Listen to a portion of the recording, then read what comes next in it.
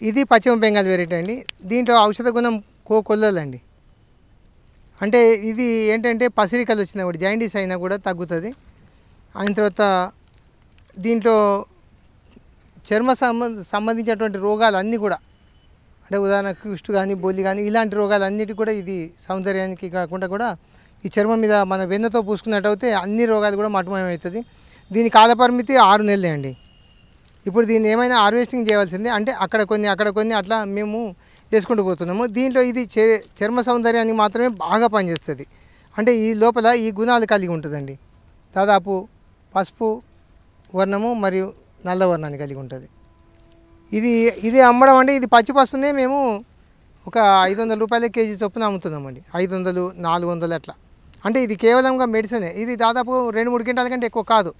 దాదాపుగా ఏదో క్వింటాలు 40-50 క్వింటాల పసుపులు కావు ఇవి. ఎందుకంటే ఎక్కువ పోషకాలం కలిగినటువంటి ఎక్కువ పంటని ఇవ్వవు, తక్కువ పంటని ఇస్తాయి. అదేవిధంగా చక్ర అనేటువంటి పసుపు ఇది ఇంకొక నెల ఉంటుందండి.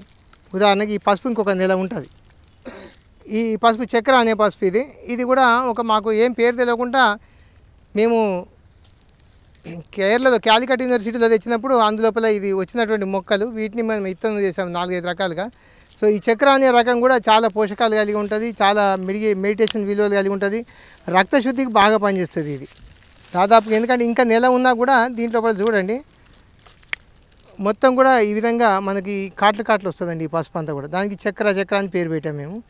ఈ విధమైనటువంటి పసుపు ఇది కూడా ఇంకొక 8 నెలల పంటకు వస్తుంది. దీన్ని ఏం లేదు, మనం 13 రకాలలో వేసి కలిపి అమ్మడమే. ఇది కూడా ఇక్కడ ఎప్పుడు కానీ పోషకాలతో కూడుకున్నటువంటి విలువలు పంటల లోపల, అంతర పంటల లోపల పప్పు దినుసులు వచ్చినప్పుడు దీంట్లోపలేమో ఔషధ గుణాలు ఉన్నటువంటి పసుపును తీసుకోవడం అనేది ప్రధాన లక్ష్యం అండి.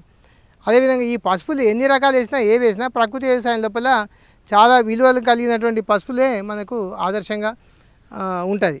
ఇప్పుడు జన నాడి లోపల మేము కరోనా వస్తే కూడా భయపడేటువంటి ప్రసక్తి లేదు. మా పసుపులను వేడి చేసుకొని మా కుటుంబం మొత్తం కూడా తాగినాం మేము ఇంటి దగ్గర. ఎలాంటి తిరుగుతున్నాం, పని చేస్తున్నాము, ఏమీ కాలేదు మాకు, ఎలాంటి లేదు. కాబట్టి కరోనా విషయం లోపల కూడా ఎందుకని చేయవలసిన పని లేదు. ఇది వేడి పసుపు నీళ్ళతో తాగినప్పుడు వైరస్ ఉంటే కూడా గొంతులో చచ్చిపోతుంది.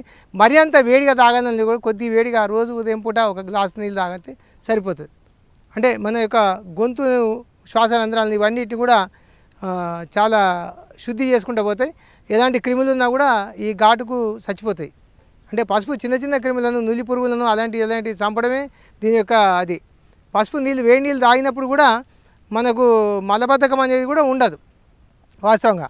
అంటే పసుపు నీళ్ళు తాగితే వేడి, దీన్ని తాగడం ద్వారా చాలా వేడి వస్తుంది, కళ్ళు బూసులు వస్తాయి, తలకాయ నొప్పులు వస్తుంది, ఇవన్నీ శుద్ధ అబద్ధం అండి. వేడి వస్తువులు మాత్రమే మన శరీరానికి అనుకూలము. వేడి వస్తువులు ఏవైనా బలం కలిగినటువంటి వేడి వస్తువులు. కాబట్టి ఈ పసుపును ఎవరు కూడా బలంగా దీంట్లో ఔషధ గుణాలు ఉంటాయి. ఇంకోటి బాగా ఫ్యాట్గా ఉన్నటువంటి వాళ్ళు కూడా ఒక 40 డేస్ వాడితే 1 కేజీ, 1/2 కేజీ, కేజీన్నర ఇట్లా తగ్గేటువంటి అవకాశాలు ఉంటాయి వాళ్ళ వెయిట్ని బట్టి. ఉదాహరణ అట్లా కూడా మేము పరీక్ష చేస్తాం. ఎందుకంటే ఈ పసుపు నీళ్ళు తాగడం ద్వారా కూడా వెయిట్ లాస్ అయ్యారు కొద్దిమంది, అట్లా కూడా తీసుకెళ్తారు మా దగ్గర పసుపును. కాబట్టి ఈ ప్రకృతి లోపల చాలా విలువైనటువంటి పంటలు పండించడం కూడా నాకు చాలా హ్యాపీగా ఉన్నది.